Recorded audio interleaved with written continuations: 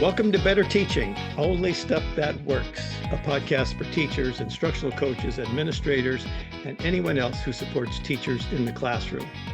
This show is a proud member of the BE Podcast Network, shows that help you go beyond education.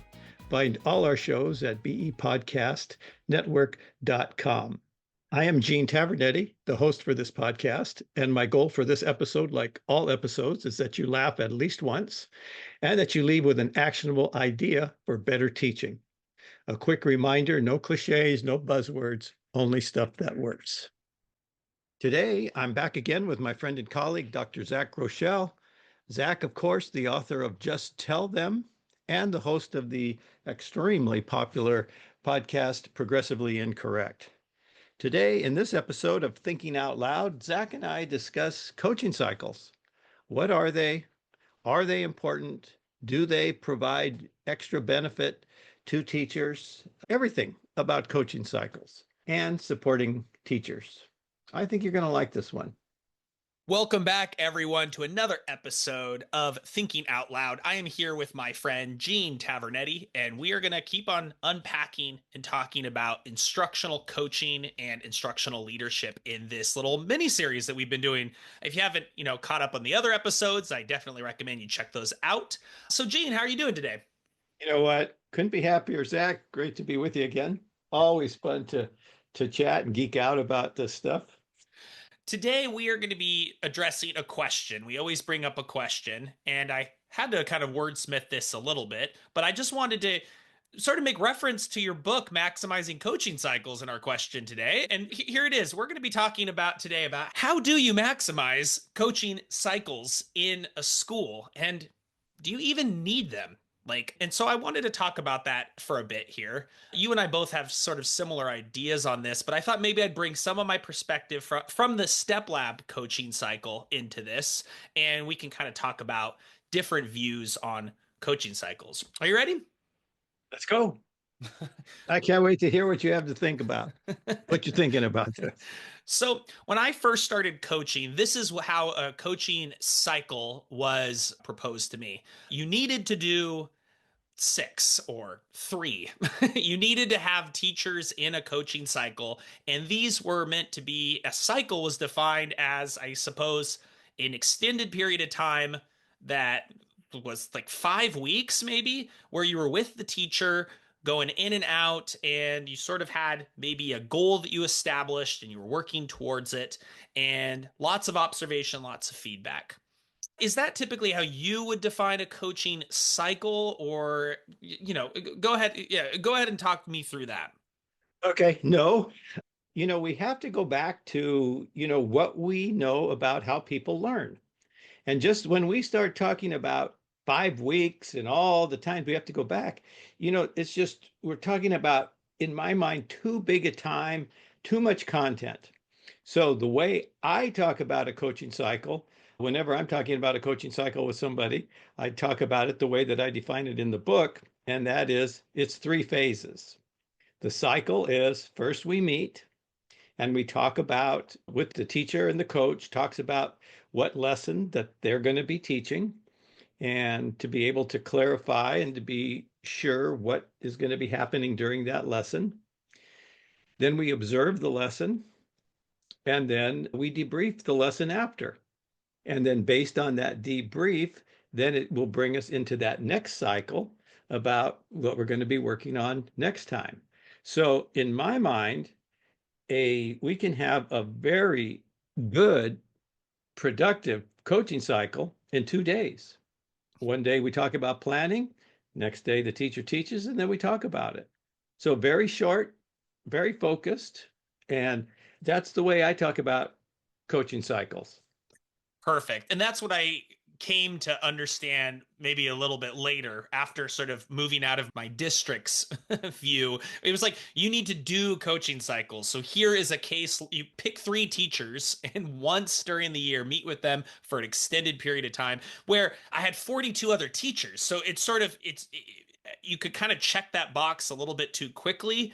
And I found much more success with actually moving the talents of the building when I kind of switched to lots of little microcycles of observe and feedback. And you've added in sort of that connect and clarify or pre coaching meeting. What's the purpose of that pre cycle meeting? Like beyond just like having a chat, like why do you think that's necessary? Okay. Well, first of all, let's go pre-meeting, pre observation. And we've talked about this before, and it's going to be a drum we're going to continue to beat. And that is you need to see the teacher before. You just need to see the teacher teach, see how they are in the classroom, see what they do, so that when you have a conversation with a teacher about what they're planning to teach, you have an idea how they run their classroom, what their class is like. So you bring in some prior knowledge and are able to customize your conversation with that teacher a little bit. But the big thing that's going to happen during that pre-observation meeting, and you're right, it's more than a chat. It's a discussion about how the teacher thinks about whatever the areas of focus are in the school. It could be, this year we're focusing on entering the classroom. It could be we're doing gradual release. I'm trying to think what's in that Cyclone 6. We're in, whatever it is that they have agreed upon that this is what the focus is. I need to understand what the teacher thinks about that, how they understand it, what their mental models are around that, so that we can move forward. Because if I don't understand how the teacher thinks about something, then I'm just talking. I need to have a conversation where we're really having a meeting of the minds.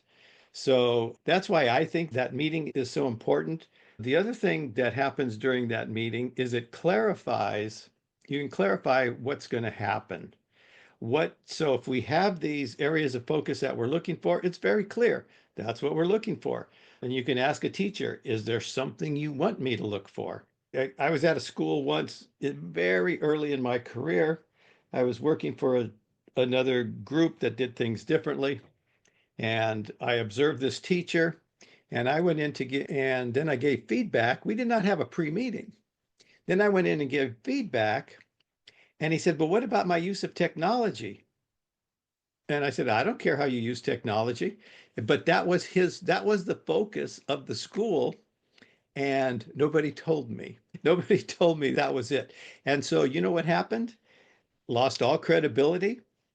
Any feedback that was valid was just lost because we didn't have a meeting of the minds beforehand. I think another thing to add to that, and I completely agree with this, is that sometimes it's important to just connect on the level of like purpose and maybe even of the value that you have in coaching. I feel like sometimes you go into these cycles, you just start you kind of try to jump into them without just kind of explaining to the teachers sort of the whole rationale behind coaching, the whole purpose behind why you decided to be a coach. Why, for me, I always tell the story of Mr. McGregor, who was my instructional coach, who, took me from a novice teacher to a decently good behavior manager within just a matter of months, and I talked to them about the things that they've been working on and just let them kind of air out some certain things. We're not talking about like this really long, elaborate scripted meeting, but just a moment to connect, clarify the purpose, connect on a level of values. And that sort of sets up maybe you are the second pair of eyes, but maybe it gives you the right lens going into that first observation of what to look for or what the teacher has been working on. And it may even actually increase certain behaviors of the teacher in that first observation that are productive for the feedback session that comes afterwards, right? And so I think it's important. Yeah, the clarification piece, absolutely. Talked about a pre and be getting into the classrooms, but also if you're going in and you're going to be working with a teacher on something in particular, then they should have been trained in that. There should have been training. During the training, there should have been modeling for what it was going to look like. So that it's not a big surprise what's happening. Now, having said that, Part of that getting clarification is I will ask a teacher the first time I meet with them, is there anything you had problems with during the training? Is there anything you disagree with? Because if we don't get that stuff out in the open, again, we're talking about how does a teacher think about these things? There are some teachers that will just do the dog and pony show for you. And I try to tell them, you know, if you don't agree with this, we need to work this out. I don't need to see a dog and pony show. I know that. I've been in your classroom. I know how you operate. Okay.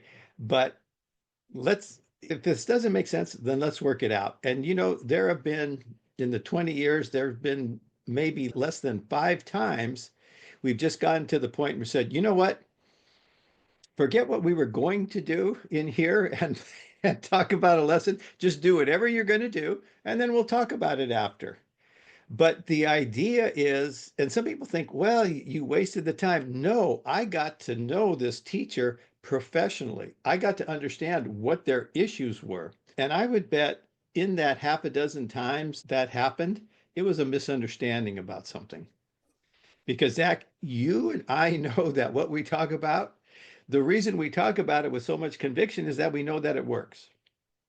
And usually there's a miscommunication, misapprehension, a mislabeling of what something is, and that needs to get worked out before we go in and talk about a lesson.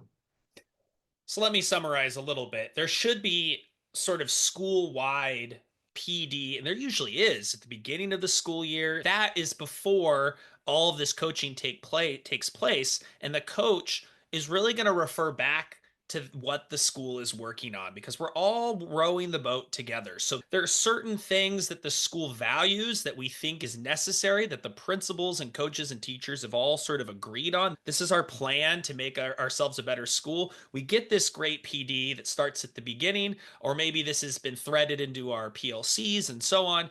And the coach is going to sort of tap into that shared language and that shared knowledge to start off a coaching cycle.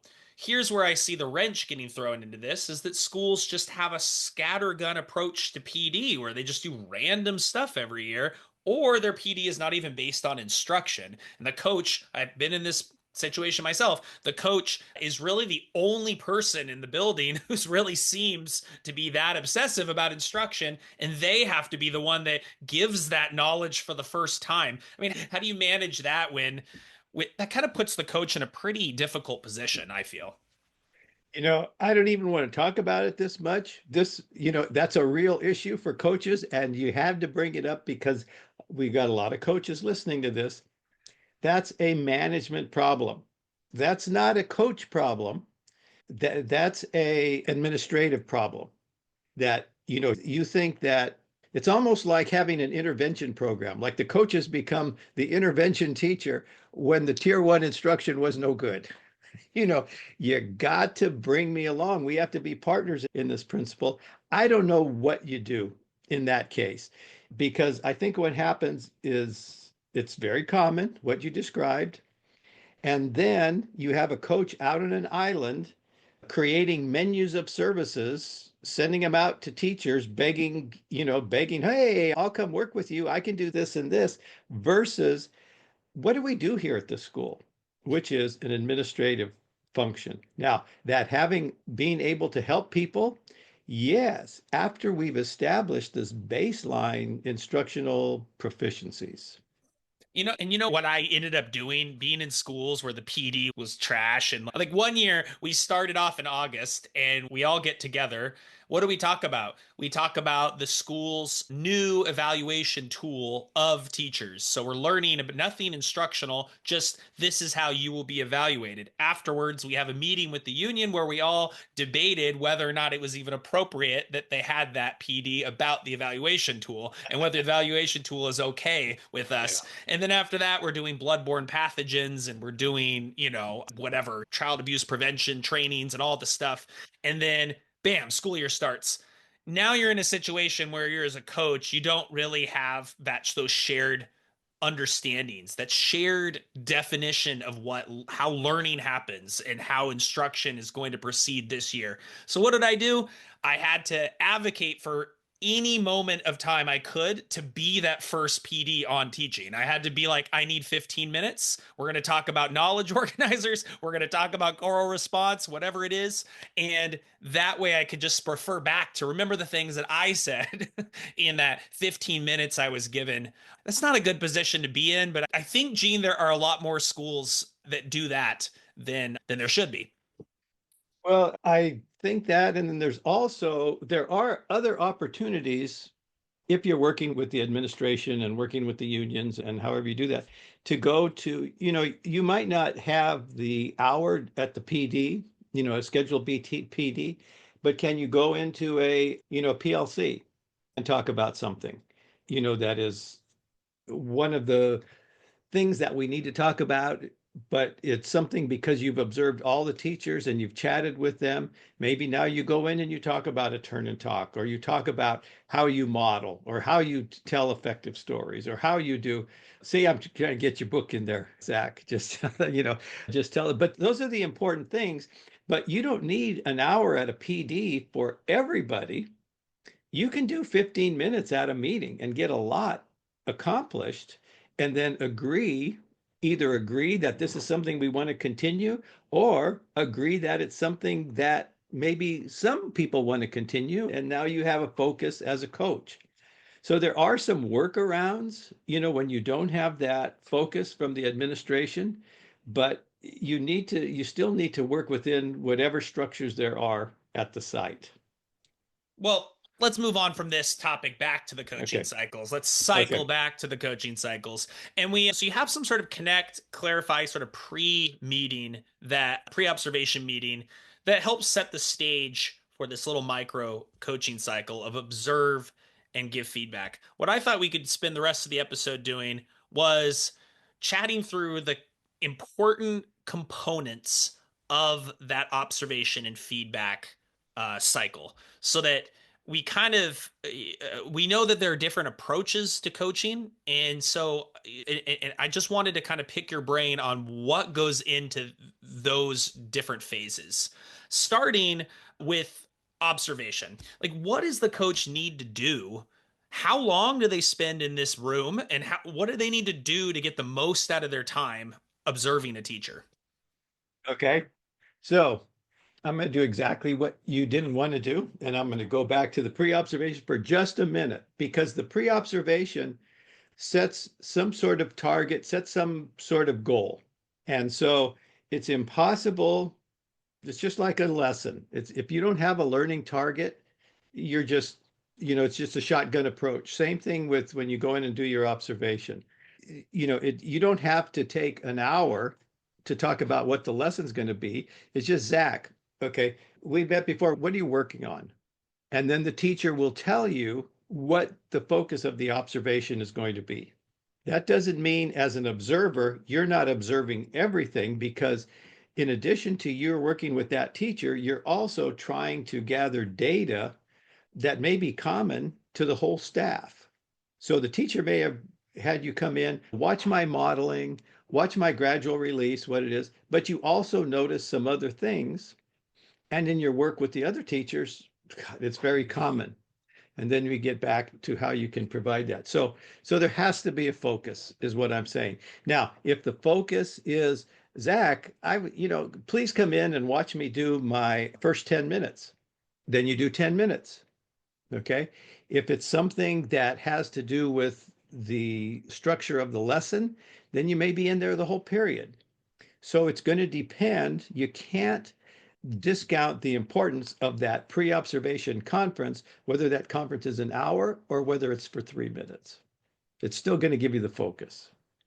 So you come in, I usually try to do the beginning, middle, and end. Like, I try to get that pretty clear. Like, when would I come in during this to see this? And, a lot of times it is about starting the classroom off with a strong start, or it's about introducing the learning target of the day and actually teaching the teacher-led component of the lesson. Or it might be more about the end of the lesson when it comes to the routines of exiting, using exit tickets, using retrieval practice, or whatever it is.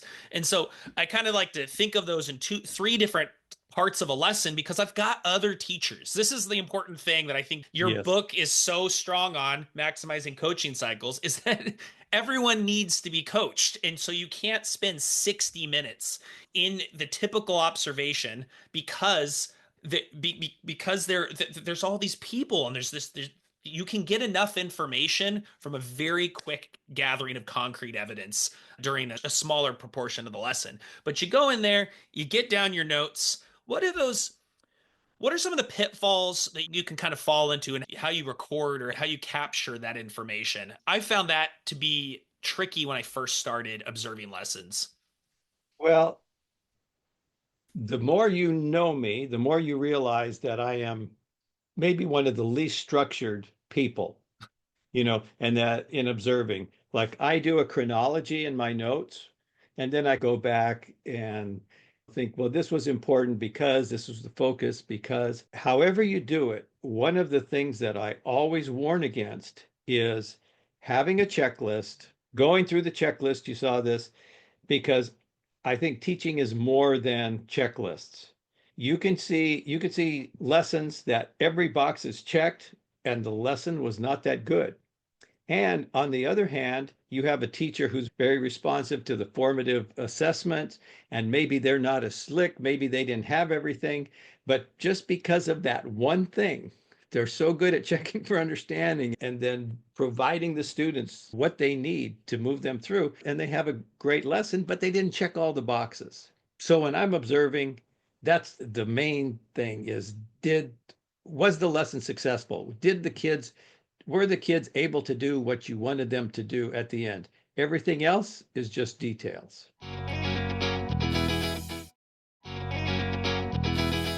So you said chronology. So you've got some timestamps. You've got some sort of objective, I'm reading out of this sort of objective sort of data, things like what the teacher is saying, doing, writing, what the student is saying, doing, writing, head. And as you're recording these, you said you kind of did it afterwards. I kind of did it during, which is you might start forming initial hypotheses. Like, when does that start to kind of enter in where you're sort of circling and like, this is the area, this is the step that I'm going to use? Do you do that during, or do you take a moment outside to kind of formulate those? I do it during. I kind of have three columns. What's the timestamp? What happened? And then a positive comment, why that was effective, or maybe something we might want to talk about. And the reason I say it's might want to talk about is because many times it shows up a couple minutes later, and then I end up crossing it out. Great. The teacher knew this, teacher recognized it and took care of it. So I'm formulating from the minute I'm observing based on our objectives that we have determined that, what I'm looking for. I'm already formulating things. And in a lesson, I come out of a lesson and I might have half a dozen things that we could talk about with the teacher. Love that. And you asked me to kind of bring in the kind of step lab perspective on this. I Yeah. just what's interesting is so what you do is you have your notes open on your laptop and you're taking these timestamps and so on. And what you then are prompted to do is you can spend the next few minutes because it only takes a few minutes to gather like enough information. This is what, like, if you do a lot of observations, you realize it doesn't take that much time to gather that critical, like, persistent problem that you found, and then what goal and what strategy they need to use. And so at that point, you just start kind of scripting out your praise of what you're going to say to them that was good. You start to find like things that are going to be like, going to really spotlight success for that teacher. And then you kind of choose a step that you want to work on out of the library of steps that you're like, bam, this is what I'm thinking is something we can work on next. And you can do that in the classroom. So I did mention praise. And so I wanted to kind of, so you go in, you get the notes. Maybe before you leave, do you do anything to kind of exit the room that like makes it so that you kind of honor what the teacher has given you? Do you have like strategies for that? People always ask me that. I try not to disrupt what's going on. And many times I will leave as the kids are working. and the teacher's checking, as they're doing the work, or as a teacher pulled a group, if it's an elementary and the teacher has pulled a group, because we can't convince secondary folks to pull that group. But a smile, thank you, thumbs up, mouth, good job, you know, thank you, but not a lot. Okay. And here is when we're talking about praise, I want, jump ahead for a second here, talk about what that conference is going to be. I always start the conference with three questions that I want the teacher to answer. And I tell them you can answer them in order, holistic, however you want to do it. The first one is, how do you think the lesson went? What would you do? How did the lesson change from how you thought it was going to go in your head, in your plan? And then what would you do differently? And what usually happens is teachers are they're the hardest critics of themselves. And they will say something like, I guess it went okay. And I'll say, excuse me, I don't want to interrupt you, but I'm going to interrupt you right here. It went way better than okay. I want them to know that I thought positively of it, but I don't give a lot of praise that way. When we get in more and we're talking about the things that we have put in our notes, I'll say things like, man, this was really effective. When you said this, did you see how the kids reacted? So I'm going to be very specific and try to do it in order. I was trained, I don't do the glow and grows. I don't do a praise sandwich. I try to do things in order. And so that's how I do it. And as you know, and everybody who's read my stuff or we've talked before, coach, in there, you should be smiling the entire time. Anyway, so this was good. Thank you. And you know what? If the lesson was really bad, why are you going to tell them? They know, they know it was bad. Okay. I think with the praise, and sometimes praise isn't even the right word. Like even the same with kids, I'm like, I don't want you to praise them. I want you to acknowledge what was effective, Yes, right? And yes, so it's not yes. so much of like, yay, good job, right?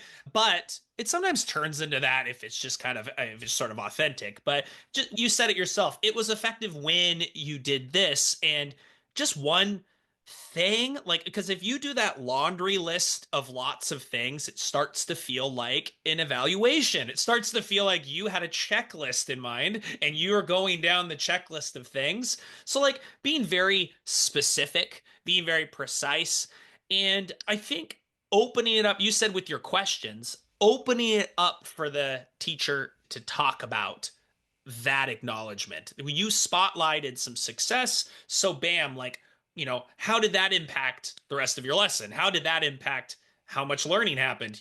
How did that feel when you did it? Right?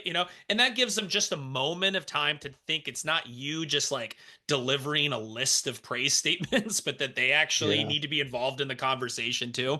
Well, and I'm listening to what they have to say. Again, I am trying to understand how they think, how they solve problems in the classroom. So one of those questions, just as a do a little retrieval here, one of those questions was, what would you do differently? Usually, one of those things, something that they would want to do differently, it's going to be in my list of half a dozen things. And then I'll say, you know what? That's funny you said. That's exactly one of the things I wanted to talk about. Let's talk about that. And so now we're into it. We have agreement on how they want to get better. This is where I have some, we've had lots of conversations. I don't agree with teachers initially just saying, oh, what do you want to work on? What do you? No, we have these things that the school, this is who we are. This is what we're going to do. We're going to start there. But that doesn't mean that they don't have some agency within those things to choose what they want to work on to get better. And it's especially weird if when they bring it up, you say, "Tell me about this moment," right? Yeah. And they bring up the step that they or strategy or technique that they're wanting to work on, that they're willing to adopt. They've come to agreement with you in their own words. And, and then you say, "Well, what do you want to work on?" Well, that doesn't make sense. They just said it. Or you say Yes. like, "Well, I brought you this, which is nothing to do with what we talked about. But even though all things equal, what they just brought up is perfectly reasonable to work on. So I think that people like to say that coaching is either directive or facilitative, but this kind of dialogic approach of talking about it actually leads to, I think, a very organic way of agreement on strategies, techniques, steps that the school is working on that are aligned with the science of learning and effective instruction if you facilitate that discussion the right way. Yeah, and teaching is very difficult and it's developmental. If you're working with a novice teacher, those things that they realize that they want to work on are going to be different than working with a veteran teacher who has this little small tweak, that's just bothering them in their practice that they want to talk about. So, yeah, you have to talk to them. You have to listen as a coach. And like with the beginning teacher, especially, I cannot count the number of times that very novice beginner teachers have essentially said, you know what, if I knew what I was supposed to do differently, I'd be doing it.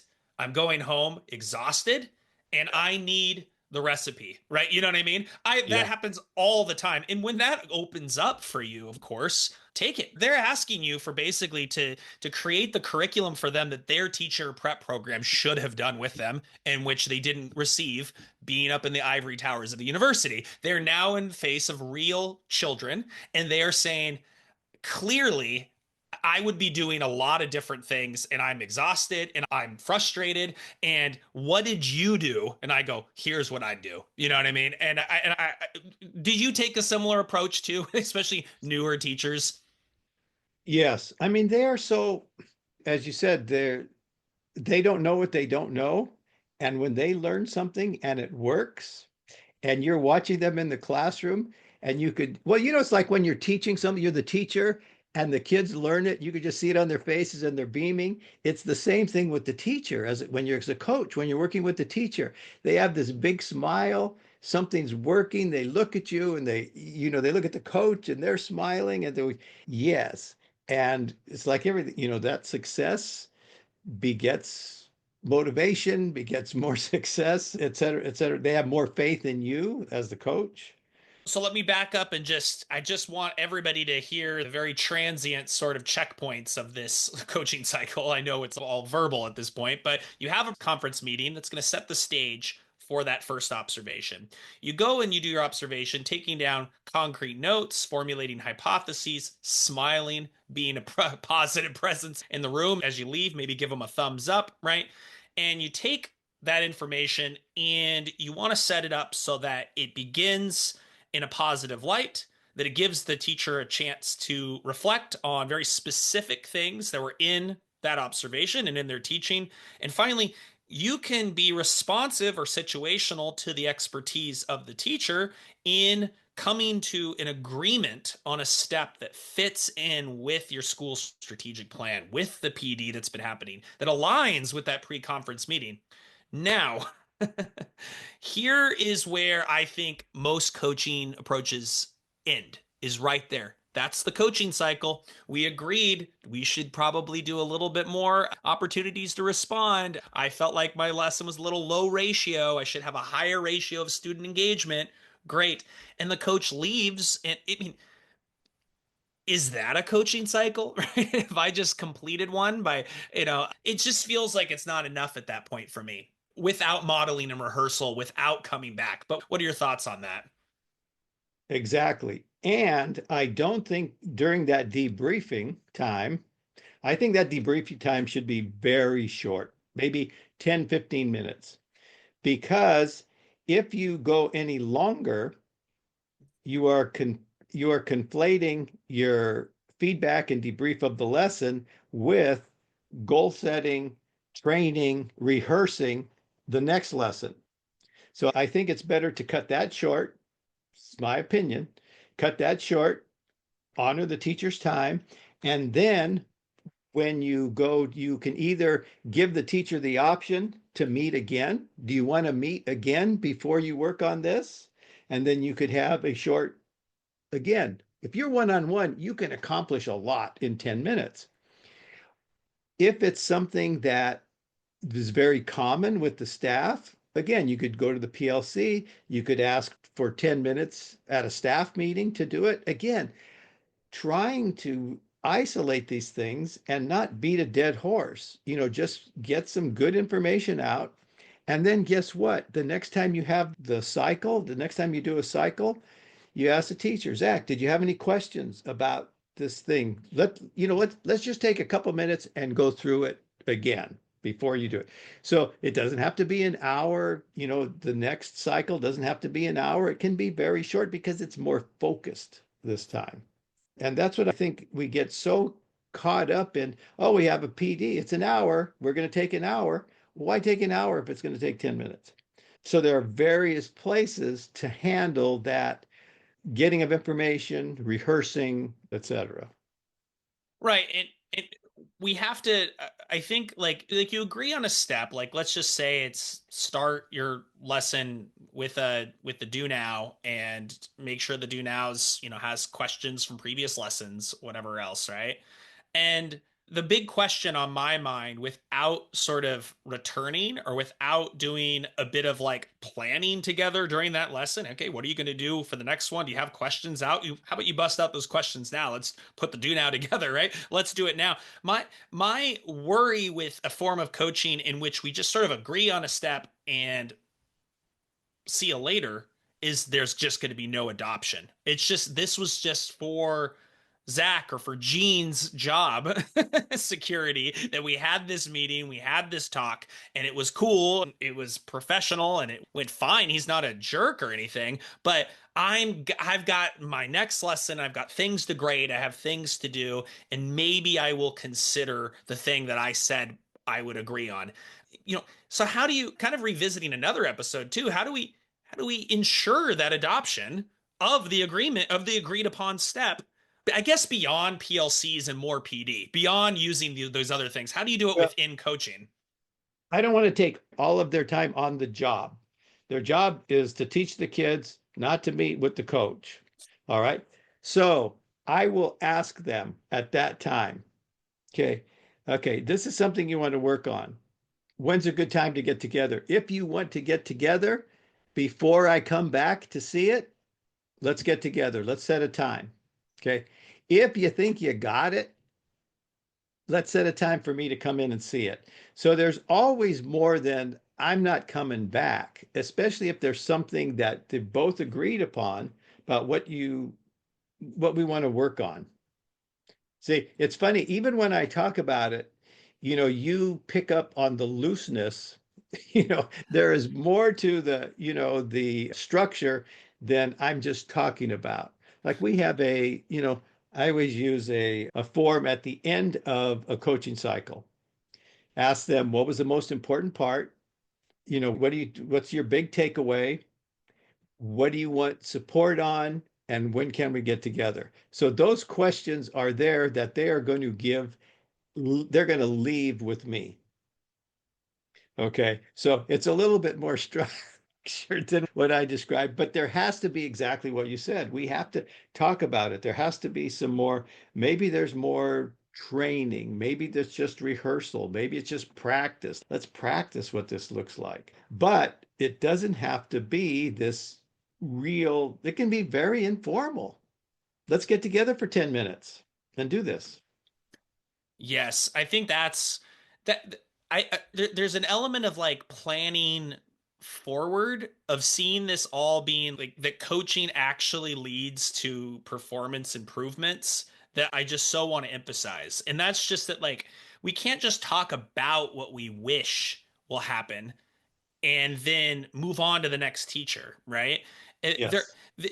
how do we embed this into practice, right? That's one of these mechanisms of effective PD. What can we do to make this into a habit? Does it mean doing meeting again and planning this out? Does it mean I need to come back to you with a resource? Does it mean you need to practice in front of me and we kind of go back and forth and just kind of see how it feels on you before you do it in the lesson? I observe and then I give you a thumbs up, and then we come back and we talk about it again. But this, like, I worry sometimes that for some coaches, observing and then having that chat is just enough. It's just enough to say, I met with them, I heard them out, and I'm doing a good job. Is that going to lead to the change of the kids You that know what, actually impacts achievement?